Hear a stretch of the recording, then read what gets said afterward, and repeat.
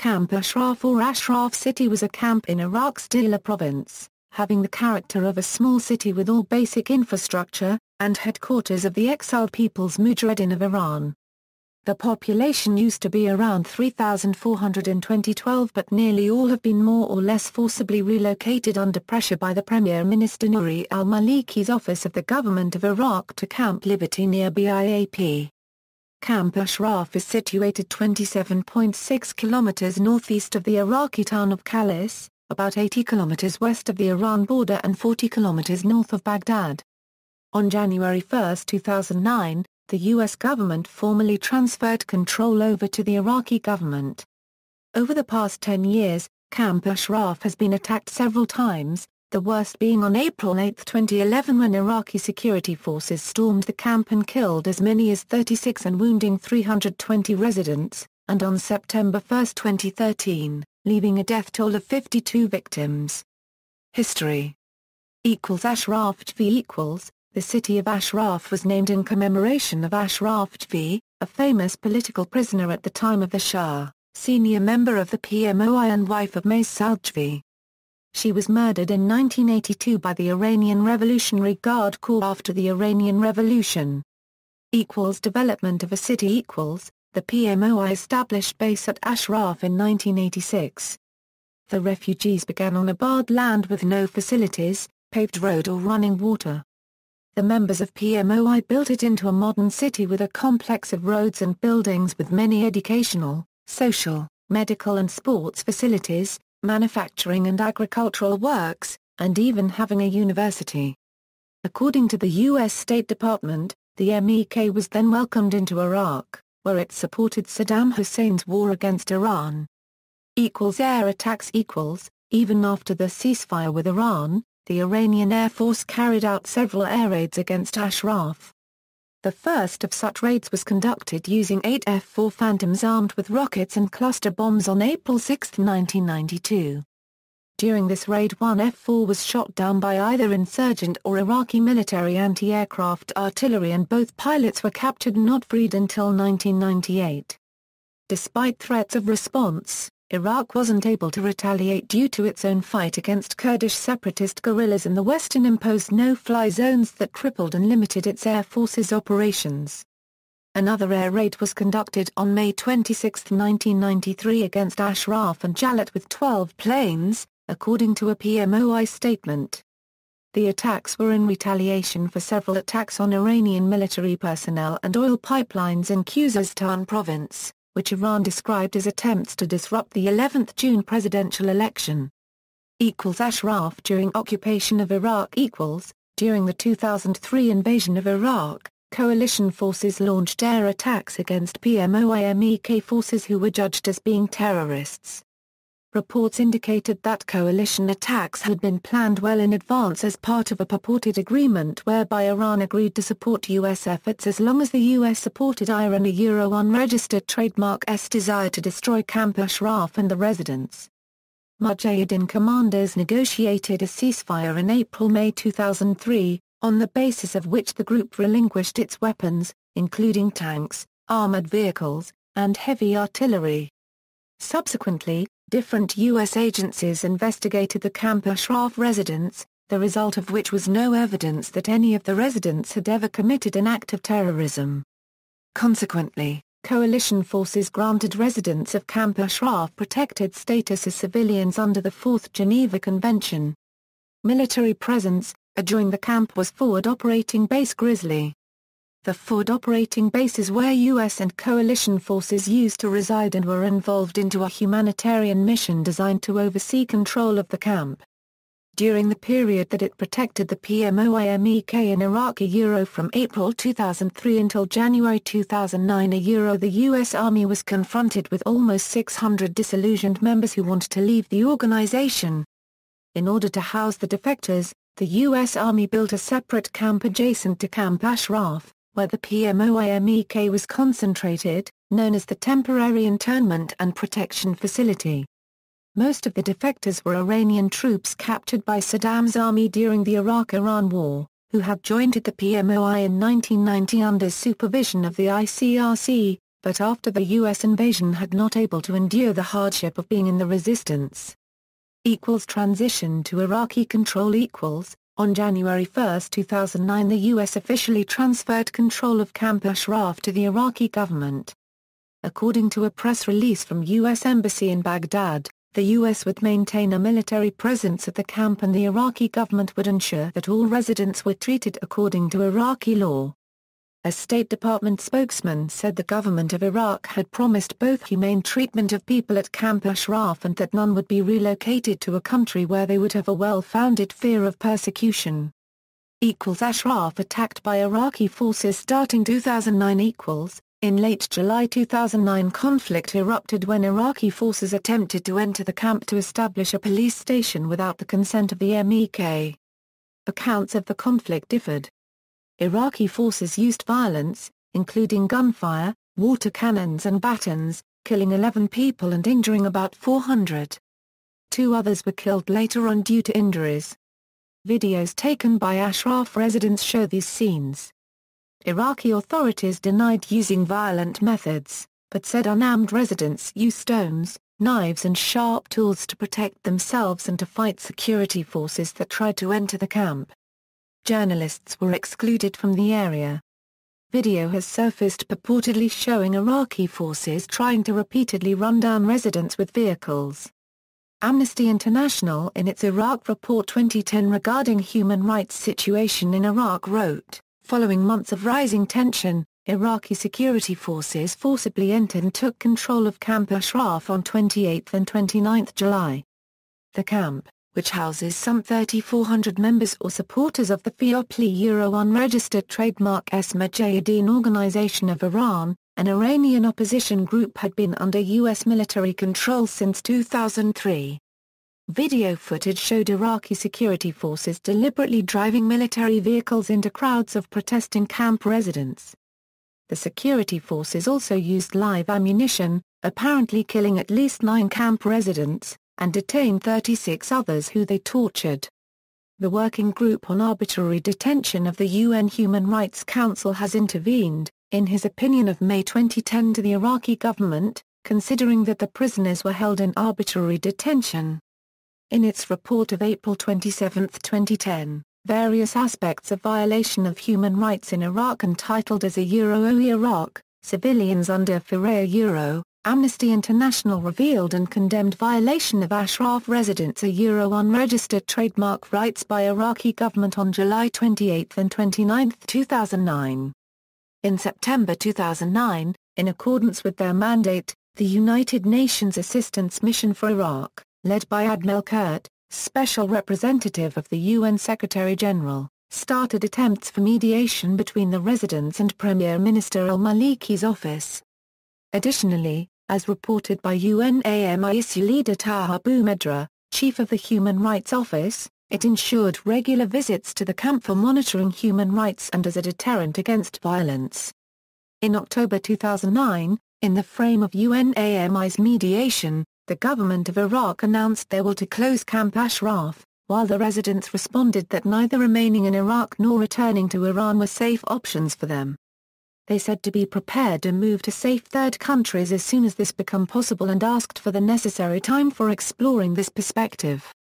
On December 10, 2009, the Iraqi government announced plans to move the MEK from Camp Ashraf to a former detention center, Neqrat al-Salman, about 200 miles west of Basra. In response, the MEK refused to comply with the decision. On December 15, 2009, Iraqi government sent a group of its security forces into the camp to urge the residents of the camp to leave the camp.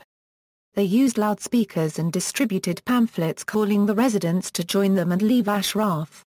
However, no resident accepted to leave there. Media reporters were present on this scene. The union issued a statement: exiled camp residents must not be deported.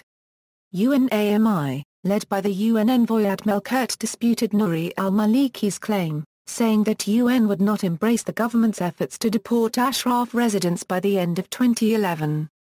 Instead, as brought forward by the UNAMI issue leader Taha Abu Medra, all parties should be engaged, the Iraqi government for building civilian camp management capacities in line with international humanitarian standards, the PMOI for achieving a more realistic understanding of their reality, and the international diplomatic community. The failure to relocate the camp residents prompted the Ashrafi Committee, an ad hoc group of Premier Minister al-Maliki's office, to tighten the embargo on Camp Ashraf. From January 2010 on, despite the attempts of UNAMI for the protection of human rights, fuel deliveries, water and food supply were severely reduced, residents' vehicles were seized, and, finally, medical assistance and residents' access to hospital treatment and surgery were denied. In spring 2010, the Iraqi Premier Minister's office in cooperation with the Iranian embassy in Iraq arranged so-called family visits of some Iranian government-operated NGOs to destabilize Camp Ashraf. Assisted by the Iraqi army, they set up camp at the gate and fixed loudspeakers around the camp. Over 2 years, there were around 300 units blaring threats and insults day and night at the residents. On October 17, 2010, on the eve of al-Maliki's visit to Tehran, an armed attack by Iraqi forces took place, injuring 10 residents. On January 7, 2011, assailants bust from Basra, Amara, Nasiriyah and Baghdad to the gates of the camp, in an action jointly coordinated by the Ashraf Committee of al-Maliki's office with the Iranian embassy in Baghdad, and backed up by Iraqi security forces, attacked the camp resulting in 176 wounded. Iraqi forces prevented the wounded, 93 of whom were women, to go to the hospital for treatment. On April 8, 2011, Iraqi security forces in bulldozers and Humvees stormed Camp Ashraf in an action enthusiastically hailed by the Iranian government. The Iraqi government, however, stated it believed that the event was a riot. According to Amnesty International, video clips of the April 8 clashes appear to show Iraqi soldiers indiscriminately firing into the crowds and using vehicles to try and run others down. As a conclusion, it was confirmed by a UN human rights official, 34 residents were killed and 318 wounded by Iraqi forces. During summer 2011, the Iranian authorities took new suppressive measures for espionage against Ashraf residents by installing 2 tall communication poles south of Camp Ashraf, preparing the grounds for next attacks. The Iraqi government said that the PMOI must leave the country by the end of 2011. The Central Investigation Court No. 4 of the Spanish National Court, in face of impossibility of any investigation into the massacres in Ashraf inside Iraq by a government that itself has ordered these massacres, has taken on this case. In its last writ dated July 11, 2011, the court summoned senior Iraqi officers to appear before the court on October 3, 2011 for war crimes. The Iraqi Prime Minister Nouri al-Maliki is also to appear before the court once he leaves his post as premier that gives him immunity from judicial prosecution. International and UNAMI mediation attempts dealing with Iraq government's intent for eviction of residents and of April 2011 on a tour to Iraq, the Iraq delegation of the European Parliament, led by the British Conservative Struan Stevenson, was refused by the government of Iraq to visit Camp Ashraf. It nevertheless issued a statement that it was in favor of a resettlement of the residents to safe third countries. This initiative was openly rejected by the government of Iraq, and did not find support from the UN and the US. As a consequence of the April 8, 2011 attacks, UNAMI tried, between May and September 2011, to find a humanitarian solution via official bilateral meetings with Camp Ashraf resident speakers respectively with the government of Iraq. In the course of this process, the residents acknowledged that to become asylum seekers and the involvement of the UN High Commissioner for Refugees was an option for them, with the ultimate target of a safe relocation to third countries. They expressed however high concern over plans for a relocation into a transitional facility inside Iraq, as they would become even more vulnerable to armed attacks than in their current city-like settlement. Under the guidance of al-Maliki, UNAMI started to engage UNHCR into a process of refugee status determination of the residents. By end of September 2011, UNHCR had received more than 3,000 applications for asylum by Camp Ashraf inhabitants. On September 29, 2011, UNAMI and UNHCR requested the government of Iraq to recognize UNHCR becoming engaged into the refugee registration procedure. However, al-Maliki's office rejected this proposal, pointing out that Camp Ashraf as a fortress of Iranian resistance should come to an end. On September 28, 2011, the EU Foreign Policy Chief Catherine Ashton appointed Ambassador Darout as an advisor to mull over the fate of thousands of outlawed Ashraf residents facing expulsion from the camp in Iraq, their home for 30 years. In the meantime, Mujahedin V, head of the People's Mujahedin of Iran, called for the new nominee to visit Ashraf and to demand Iraq drop its bid to close the camp by the end of 2011. Failure of the mediation. In August 2011, al-Maliki was replaced by Martin Kobler as UNAMI Special Representative of the UN Secretary-General. Following a unilateral interpretation made by Premier Minister al-Maliki at the farewell meeting of August 28, 2011, al-Maliki reiterated that the UN continues to advocate that Camp Ashraf residents be protected from forcible deportation, expulsion or repatriation contrary to the non-refoulement principle. However, within few weeks after his arrival on October 8, 2011, Martin Kobler internally announced a change of strategy to the UNAMI staff, presuming that residents of Camp Ashraf were terrorists, and that the government could not be expected to negotiate with terrorists. Thus UNAMI's new goal would be a memorandum of understanding with the government of Iraq aimed to induce relocation. Bowing to government's ultimatum to expel the residents by end of the year, this agreement was signed end of December 2011.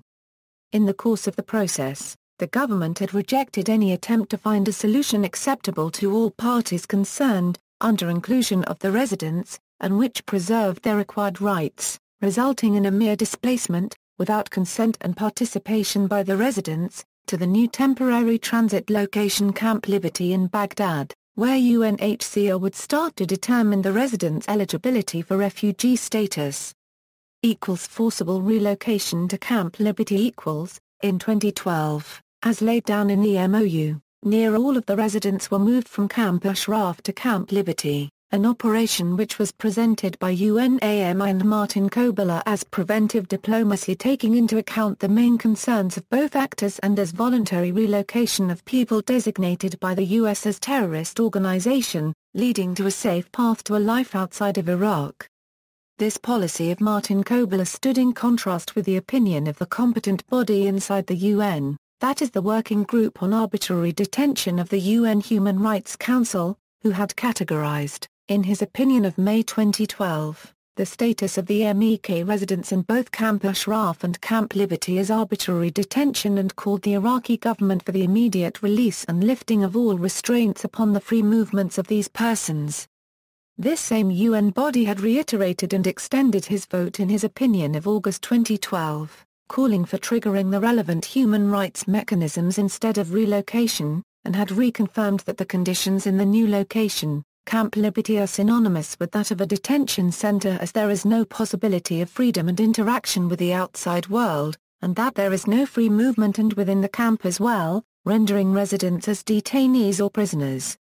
Furthermore, Martin Kobler had commissioned a report from a UNHCR shelter management expert, Martin Zirn, expecting him to certify that the foreseen location, Camp Liberty, was matching international standards.